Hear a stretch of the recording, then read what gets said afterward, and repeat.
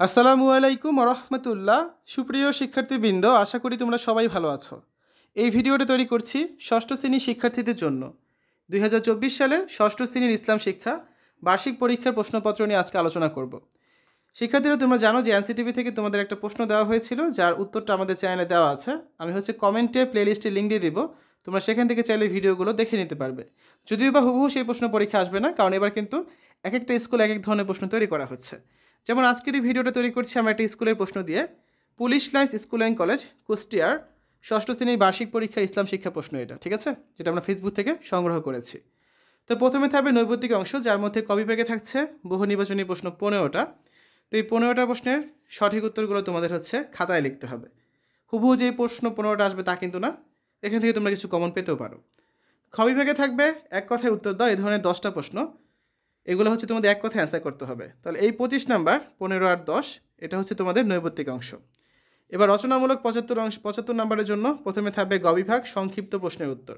এখানে একটু খেয়াল করো, 5টা প্রশ্ন থাকবে, 5টারই অ্যান্সার তোমাদের করতে হবে। প্রতিটা 5 করে মোট 25 নাম্বার।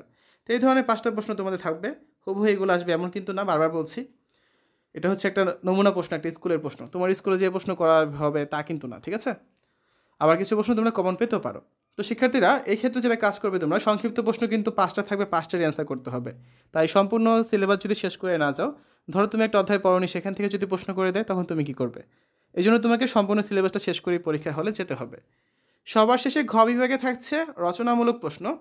এখানে মোট 8টা প্রশ্ন থাকবে, 8টা থেকে তোমাদের যে কোনো 5টা প্রশ্নের অ্যান্সার করতে হবে।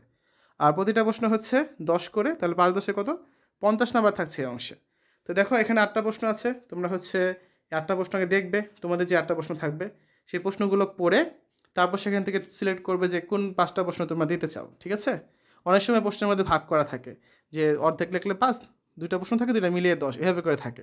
তো যাই থাকুক না কেন, তোমরা যে 5টা প্রশ্ন ভালো মতো পারবে, অবশ্যই সেগুলোর অ্যান্সার করবে, কারণ 100 নাম্বারের মধ্যে 50 নাম্বারই থাকছে কিন্তু এই অংশে।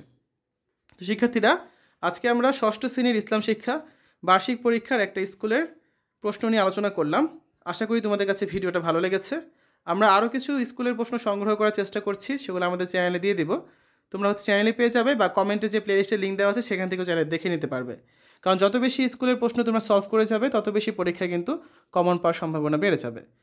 শিক্ষার্থীরা, আশা করি ভিডিওটা তোমাদের কাছে ভালো লেগেছে। অন্যান্য বিষয়ের ভিডিওগুলো দেখার আমন্ত্রণ জানিয়ে আজ এখানেই বিদায় নিচ্ছি। আল্লাহ হাফেজ।